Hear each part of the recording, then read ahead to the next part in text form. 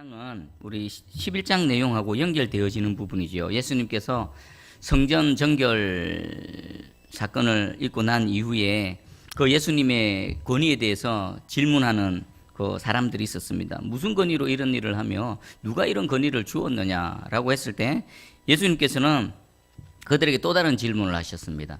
세례 요한의 그 세례가 하늘로부터냐 사람으로부터냐. 그 예수님의 질문을 받는 이들은 이러지도 저러지도 못합니다. 그래서 궁색한 답변을 하지요.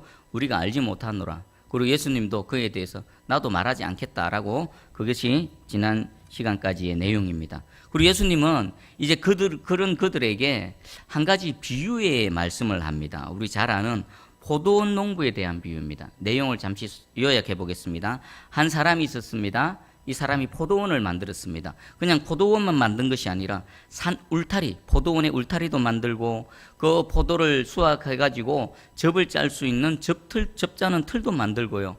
그리고 모품 망대도 만들고, 그러니까 처음부터 끝까지 모든 것들을 다 만들어 놓고 농부들에게 그 포도원을 가꾸고 이렇게 돌볼 수 있는 세를 줘서 돌보게끔 하였습니다. 그리고 이제 시간이 지나서 포도원에 이제 소출이 생길 때쯤 이 주인이 그 포도원에게 종을 보내서 그 소출을 좀 받으려고 합니다. 그런데 농부들이 어떻게 합니까? 당연히 그 세를 줘야 됨에도 불구하고 그 주인의 종을 심히 때리고 빈손으로 그저 내보냅니다. 주인은 다시 다른 종을 보내지요. 다른 종을 보냈더니 또 때리고 능욕한다고요. 능욕은요, 의도적으로 멸시하고 의도적으로 모욕하는 겁니다. 주인의 그 권한을 위임받아서 소출을 받기 위해서 온 사람은 주인하고 같은 권세를 갖고 있습니다. 그러면 그 종을 능욕했다는 것은 바로 그 포도원 주인에 대해서 멸시하고 모욕한 거나 마찬가지입니다. 그리고 또 다른 종들을 보냈더니 이번에는 막 종을 때리고 들어는 죽이는 겁니다. 주인이 이래도 안 되고 저래도 안 되고 마지막 방법을 사용하는데, 그 마지막 방법이 바로 그가 사랑하는 아들, 내 아들을 이번에는 마지막으로 한번 보내봐야 되겠다. 종들은 그들이 멸시하고 무시했다 하더라도 내 아들은 그들이 존대하리라. 그래서 그 아들을 보냈습니다. 그 아들을 보냈을 때 농부들의 반응은 어떻습니까? 우리 7절하고 8절을 한번 읽어봅니다. 7절 8절. 자, 시작. 그 농부들이 서로 말하되 이는 상속자니 자 죽이자. 그러면 그 유산이 우리 것이 되리라 하고 이에 잡아 죽여 포도원 밖에 내 던졌느니라. 아멘. 이 포도원의 원주인의 의도와는 전혀 다른 반응을 보입니다. 내 아들은 존대하겠지. 내 아들에게 감히 함부로 하지 못하겠지. 그런데요, 그 아들을 보자마자 이들이 모여서 함께 모략을 짠 게 뭡니까? 와, 이번에는 상속자가 왔네. 그럼 저 상속자를 죽여버리면 이 포도원이 우리 것이 되겠네. 저 상속자를 죽이자. 합의하고는요, 상속자를 죽여서 포도원 밖으로 내던져버립니다. 자, 이것은 주인에 대한 반역이고 거역이고 완전히 구태타입니다. 그럼 이들은 왜 이런 일을 벌였을까요? 자신의 소유가 아닙니다. 엄연히 주인이 있고 그들은 그 주인에 고용되어진 그런 고용되어진 사람입니다. 열심히 일하고 소출을 주인에게 드릴 것은 드리고 자기 몫은 챙겨야 되는데 아예 그 주인의 것을 자기 것인 양, 그리고 그 아들마저도 죽여버리고 그 밭을 통째로 소유하려고 합니다. 이것은요, 그들 마음에 포도원과 포도원 소출에 대한 탐심이 있었습니다. 그리고 또 포도원 자체를 차지하기 위한 그런 악한 의도가 숨겨져 있었던 것입니다. 자, 그러면 이 비유의 의미는 뭘까요? 포도원 주인은 누굽니까? 하나님 아버지십니다. 모든 것들을 창조하시고 모든 것들을 아름답게 창조하신 하나님 아버지십니다. 그리고 새 맡은 농부들은요, 그 권한을 위임받아서 그 포도원을 가꾸는 이 농부들은요, 바로 하나님의 그 백성들이고, 또 더 정확하게 말하면 지금 주님 앞에서 주님의 권위에 대해서 질문하고 있는 종교 지도자들입니다. 그리고 보냄을 받은 종들은 누굽니까?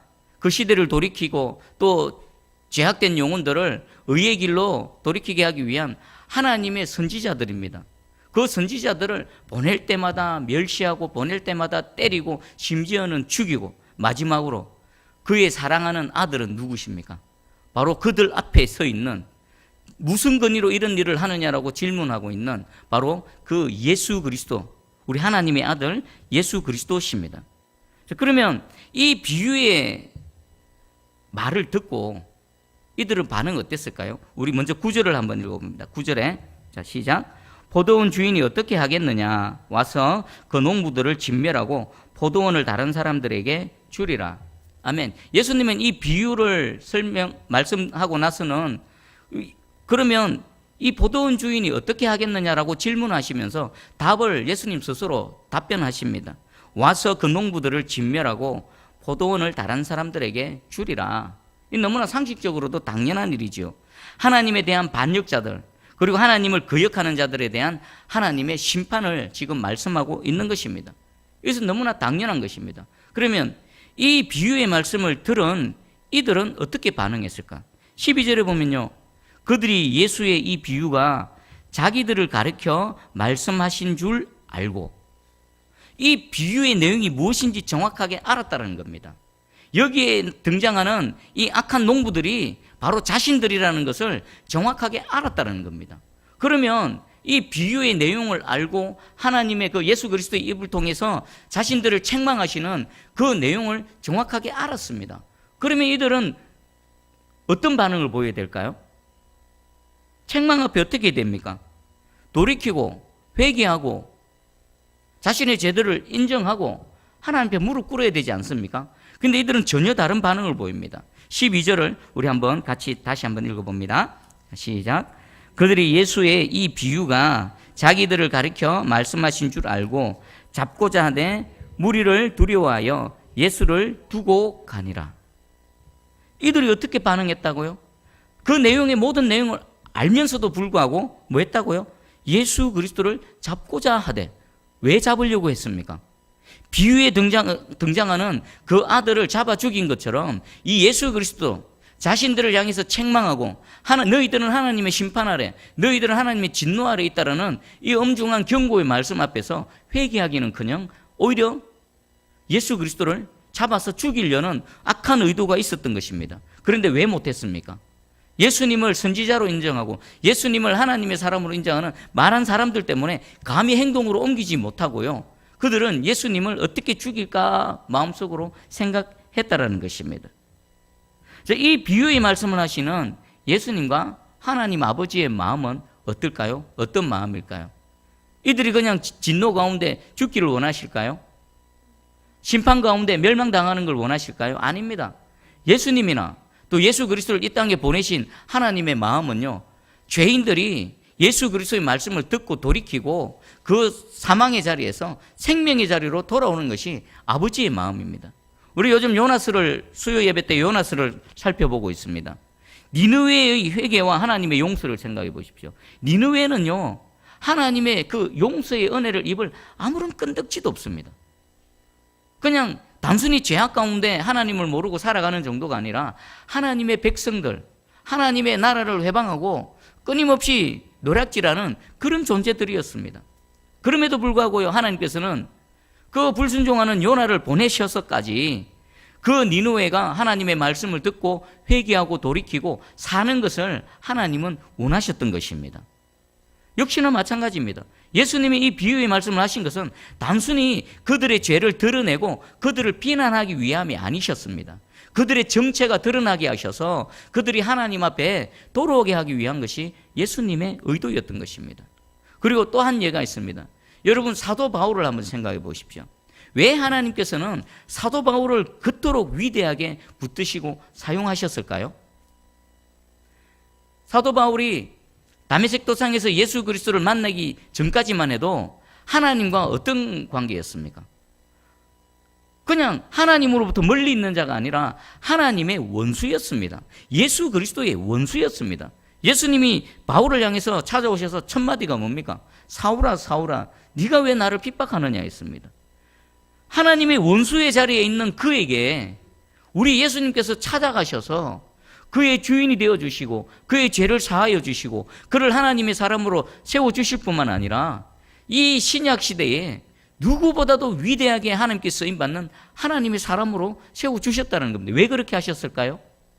이런 흉악한 악인이라 하더라도, 하나님 앞에 원수의 자리에 있는 사람이라 하더라도, 그가 예수 그리스도 앞에 무릎 꿇고 엎드리고 회개하고 주께로 돌아오면 하나님께서 단순히 용서하실 뿐만 아니라 위대한 하나님의 사람으로 사용하여 주실 것이다 라는 아버지의 뜻이 그 사도 바울 안에 담겨져 있는 것입니다.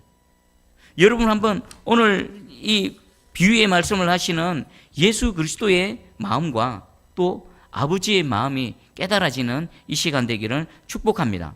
자, 그러면 이 책망의 말씀 앞에 회개치 않고 오히려 그 예수 그리스도를 잡아 죽이고자 했던 이들이 누군가 다시 한번 살펴보겠습니다. 대제사장들, 그리고 서기관들, 그리고 장로들입니다. 대제사장들은 어떤 사람들입니까?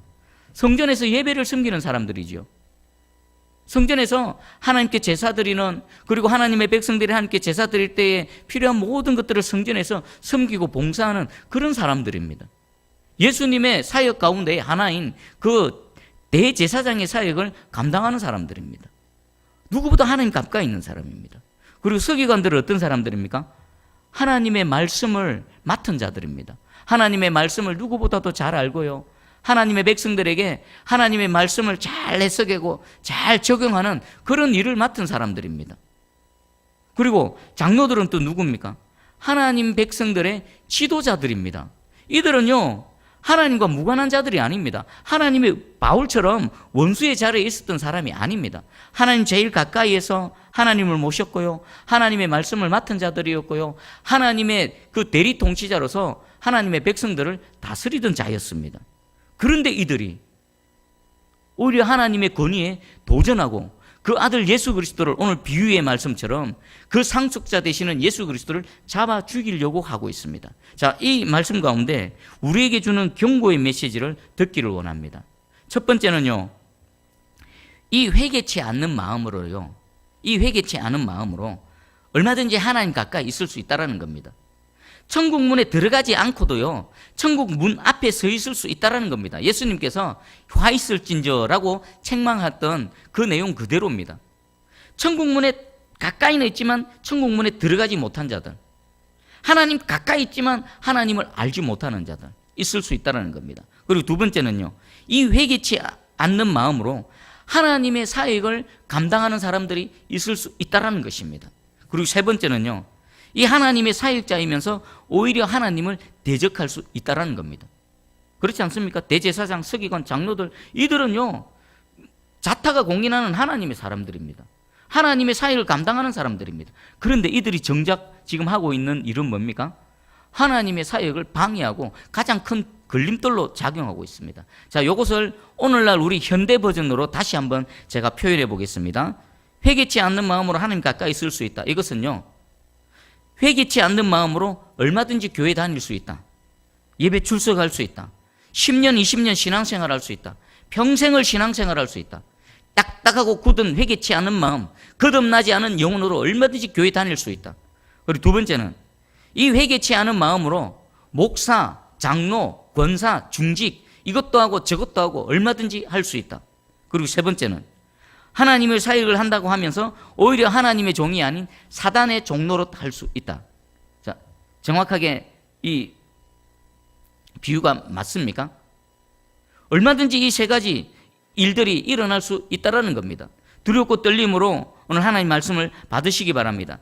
내가 어느 자리에 있는지 정확하게 알 수 있는 오늘 이 말씀을 통한 척도가 뭡니까? 그들이 예수의 이 비유가 자기들을 가르쳐 말씀하심인 줄 알면 어떻게 해야 됩니까? 꿇어 엎드려야 되는 겁니다. 꿇어 엎드려야 되는 겁니다. 회개를 촉구하고요, 책망하시는 하나님의 말씀 앞에 내 마음이 어떻게 반응하는지 보면 내가 어느 자리에 있는지 알 수가 있습니다. 오늘 새벽 기도에도 말씀드렸습니다. 옥하는 목사님이 평생에 사랑의 교회를 섬기면서 말씀을 전할 때에 그 회중들이 말은 안 합니다. 회중들이 드러내놓고 말은 안 하는데 그 회중 전체로부터 밀려오는 압박감, 듣기 좋은 말, 그들이 원하는 말을 해줬을 때는 아멘 아멘 하면서 받는데 그들의 죄를 지적하고 회개를 촉구하고 거룩의 삶으로 외칠 때는요, 그 전체 그 수많은 사람들의 분위기가 싸해지면서 갑자기 냉랭한 시선이 되어지는 그 모습을 우리 옥하는 목사님이 말씀하셨습니다. 이것은 무엇을 얘기합니까? 아무리 우리가 신앙생활을 오래 하고요, 뭐 이것도 하고 저것도 하고 뭐 직분을 맡고 뭐 이것도 하겠지만 정말 회개치 않은 마음으로 얼마든지 하나님 앞에 서 있을 수 있다라는 것입니다. 이 오늘 예수님의 권위에 도전하면서 그 상속자 되신 예수 그리스도가 말씀을 전하니까 그들이 듣기 싫다는 이유만으로 회개하기는커녕 예수 그리스도를 잡아 죽이려 했던 이들과 똑같다는 겁니다. 우리 그러면 반대로 다윗을 한번 생각해 보십시다. 나단 선지자의 책망 앞에 오늘 12절에 그들이 예수의 이 비유가 자기들을 가리켜 말씀하신 줄 알고, 이 말씀은요, 나단 선지자가 범죄한 다윗 왕에게 가서 그 사람이 바로 당신이요 라고 한 것과 마찬가지입니다. 그 죄인, 당신 입으로 잡아 죽여야 된다는 그 죄인이 바로 당신이요 라고 했을 때 다윗 왕은 그 한낱 보잘것없는 그 선지자 앞에서 얼마든지 자기 마음대로 할 수 있음에도 불구하고 그 종을 하나님의 사람으로 알고 그 종의 입에서 나오는 말씀이 하나님의 말씀으로 알고 어떻게 했습니까? 내가 여호와께 범죄하였나이다. 바로 무릎 꿇고 엎드러진 겁니다. 여러분, 만약에요 다윗이 그 순간에 회개하지 않았다면 다윗은 어떻게 되어졌을까요? 생명책에서 지워졌습니다. 성경에 기록이 안 됩니다. 흔적도 없습니다. 흔적도 없이 사라질 뿐더러 다윗은 아무리 천하의 다윗이라 하더라도 그 범죄 앞에서 회개치 않으면요 죽습니다. 그러나 감사하게도 그 다윗은 그 나단 선지자의 책망 앞에 자신의 죄를 인정하고 회개하고 돌이키고 사는 자리로 돌아왔다는 것입니다. 다윗도, 천하의 다윗도 하나님이 회개치 않으면 용서치 않습니다. 그런데 하물며 우리 그냥 평범한 저와 여러분들이겠습니까? 지금 예수님을 대적했던 이들은 지금 어디에 가 있을까요? 지금 2000년 전에 주님 앞에서 당신은 무슨 권위로 그 일을 합니까? 누가 그 권위를 줬습니까? 라고 하면서 예수님에 대해서 도전했던 이들, 성전에서 평생을, 아니지요, 제사장은요 세습제죠. 세습제. 그 아버지도 대제사장이었고요, 그 할아버지, 그 아버지의 아버지도 제사장 사역을 했던 그 가문의 이들, 그리고 하나님의 말씀을 받았던 이들, 그리고 그 백성들로부터 존경받았던 이 장로들, 이들은 지금 어디에 가 있을까요? 주님 품에 안겨 있습니까? 음부의 권세에 잡혀 있을까요? 음부의 권세에 잡혀 있습니다. 명명백백합니다. 이들이 이 순간에 그 가리켜 말씀하신 줄 알고 엎드려졌다면요, 이들은 하나님의 죄사함의 은혜를 입고 주님 품 안에 안겼을 것입니다. 그런데 안타깝지만 이들은 끝끝내 회개치 않았습니다. 오히려 더 완악하게 상속자 대신 예수 그리스도를 잡아 죽이려고 했습니다. 오늘날로 따지면 대제사장들은 목사들입니다. 서기관들은요 신학자들입니다. 장로들은요 말 그대로 교회의 그 리더되는 장로들, 중직자들이 되어집니다. 우리요 이 계급장 떼고 하나님 말씀 앞에 서야 됩니다. 하나님은, 사람들은 외모를 보고 계급장 보고 뭐 머리도 숙이고 하지만 하나님은 외모 보지 않습니다. 마음의 중심을 보시고 모든 것들을 판단하십니다. 우리 요한 1서 3장 9절 10절 소개해 드립니다. 하나님께로부터 난 자마다 죄를 짓지 아니하고 안 하니 이는 하나님의 씨가 그의 속에 거하며 그도 범죄하지 못하는 것은 하나님께로부터 났습니다. 이러므로 하나님의 자녀들과 마귀의 자녀들이 드러나나니 무릇 의를 행하지 아니하는 자나 또는 그 형제를 사랑하지 아니하는 자는 하나님께 속하지 아니하니라. 아멘. 요즘 새벽 기도에 요한 1서를 다루고 있습니다. 그 중에 한 말씀입니다. 요한 사도가 하나님의 자녀가 있고 마귀의 자녀들이 있다고 말합니다. 하나님의 자녀와 마귀들의 자녀는 어떻게 드러납니까? 의를 행하지 않는 자, 하나님의 계명을 지키지 않는 자, 이들은 마귀들의 자녀입니다. 그리고 그 형제를 사랑하지 않는 자, 그 형제를 미워하는 자, 이런 자들은 마귀에게 속한 자입니다. 그럼 하나님의 자녀들은요, 하나님을 사랑함으로 하나님의 계명을 지키는 자, 하나님 기뻐하시는 뜻들을 이루어 드리는 자, 그리고 하나님을 사랑함으로 그 형제를 사랑하는 자, 이들이 하나님의 자녀라는 것입니다. 그럼 오늘 주님 앞에 서 있는 이들은 어디에 소속되어 있습니까? 하나님의 의, 하나님의 계명도 따르고 지키지 않습니다. 그리고 하나님으로부터 온 분인 줄 알매도 불구하고 그들은 그들의 육신의 정욕에 눈이 가려워져서 그 예수 그리스도를 미워하고 살인까지 하려고 하고 있습니다. 명명백백하게 마귀의 자녀에 속한 자들입니다. 자, 우리는 호흡이 있는 이 순간에 지금 기회가 있습니다. 오늘 이 말씀을 듣는 순간에 우리는 기회가 있습니다. 어떻게 해요? 아무리 지금 이 대제사장과 또 서기관과 장로의 자리에 서 있다 하더라도 우리가 이 순간 말씀을 듣고 돌이키고 회개하면 하나님 어떻게 해주신다고요? 가리켜 말씀하신 줄 알고 나를 향해서 하시는 말씀인 줄 알았다라면 내가 이 순간에 내 죄를 인정하고 자백하고 하나님 제가 범죄했습니다. 다윗처럼 하나님 앞에 나오면요, 하나님은 그 순간에 우리의 모든 죄를 사하시고요, 우리를 그 너른 품으로 안아주시고요, 영원한 생명으로 인도해 가실 줄 믿습니다. 요한일서 1장 9절입니다. 만일 우리가 우리 죄를 자백하면 그는 미쁘시고 의로우사 우리 죄를 사하시며 우리를 모든 불의에서 깨끗하게 하실 것이요. 이 말씀 붙드시고요, 여러분 안에 있는 어둠들이 다 떠나가고 여러분 안에 있는 부족함과 여러분 안에 있는 그 모든 죄악들이 여러분들 회개를 통해서 하나님의 그 죄사함의 은혜 가운데 정결케 되어지는 이 은혜가 있기를 주님의 이름으로 축복합니다. 저는 사역을 하면서 좀 고민이 있습니다. 고민이. 제가 예를 하나 들어보겠습니다. 어느 책인지는 모르겠는데 제가 책을 읽다가 이런 표현을 봤습니다. 교회에 출석하고 어느 정도 신앙생활을 하고 뭐 여러 가지 종교적인 모양을 갖추면 그런 사람은 구원받은 자로 간주한다라는 표현이 있습니다. 여러분들 이 표현에 대해서 어떻게 생각합니까? 교회에 왔다 갔다 뭐 출석도 하고 주일 성수도 하고 뭐 교회 뭐 11조라든지 헌금 생활도 하고 또 여러 가지 직분을 맡아서 주의 몸된 교회를 섬깁니다. 그러면 구원받은 자로 간주한다고 합니다. 간주가 뭡니까? 그렇게 여긴다라는 겁니다. 근데 간주해갖고 되겠습니까? 간주해가지고 되겠습니까? 이거는요, 영원한 것이 결정되어지는 겁니다. 이 순간에 영원한 것, 영원한 생명으로 갈 것인가, 영원한 멸망으로 갈 것인가. 지금 대제사장, 서기관들, 이런 장로들도요, 평생을 섬겼지만 그들을 회개치 않은 마음으로 영원한 멸망으로 가버렸습니다. 그럼 우리 안에도 얼마든지 이런 일이 있을 수 있지 않습니까? 그런데 간주해가지고 될 것 같습니까? 저는 말씀을 전할 때 예수 그리스도를 믿는 자에게 주시는 하나님의 은혜와 축복을 막 외칩니다. 주님을 믿는 자에게 하나님께서 어떻게 함께 하시는지를 막 외칩니다. 그러면서 제 마음 한편으로는요, 이 안에 아직 상관없는 자가 있다는 겁니다. 거듭나지 않은 자들, 진정 마음으로 회개치 않은 자들은요, 이 공간에 같이 앉아있고 같이 예배 드린다 해본들 선포되어지는 축복의 말씀과 아무 상관이 없는 데라는 안타까움이 제 안에 있습니다. 여러분들, 먼저는 여러분 영혼을 위해서 그냥 교회 종교적인 모양만 갖춘다고 해서 누가 그런 표현을 했는지 모르겠지만 제가 제 내리 속에 남아 있습니다. 그냥 구원받은 자로 간주한다. 여러분들은 구원받은 자로 간주하는 정도가 아니라 100% 확실하게 구원받은 자가 되어지기를 주님의 이름으로 축복합니다.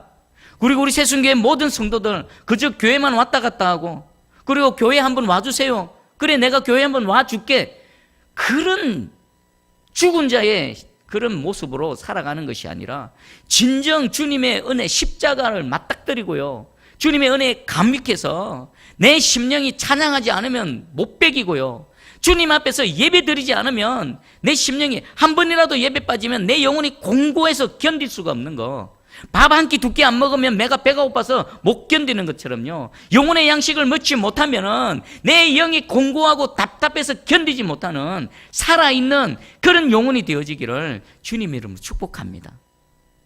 여러분 자신을 위해 기도해 주시고 기도하시고요, 우리 또 지체들 가운데 여러분들 생각나는 영혼들, 거듭나지 않고 교회 왔다 갔다 하는 영혼들, 물론 우리는 100%는 알 수는 없습니다. 하지만 열매를 보면 대충 알 수 있습니다. 그가 어떻게 하나님을 예배하는지, 그가 어떻게 하나님을 찬양하는지, 그가 하나님 앞에 어떻게 부르짖고 기도하는지 그 모습, 열매를 보면요, 그 심령의 상태를 알 수가 있습니다. 여러분, 그 연약한 자들, 아직 구원받지 못하고 하나님의 이 그리스도 밖에서 그냥 교회 마당만 밟고 왔다 갔다 하는 그 영혼들을 위해서 여러분의 영혼을 위해서 기도하는 것처럼 간절하게 기도해 주시기를 소망합니다. 우리의 눈물과 기도를 통해서 그들이 가까이 계신 그 주님을 만나게 되어지고 영원한 생명을 소유하게 되어질 줄 믿습니다.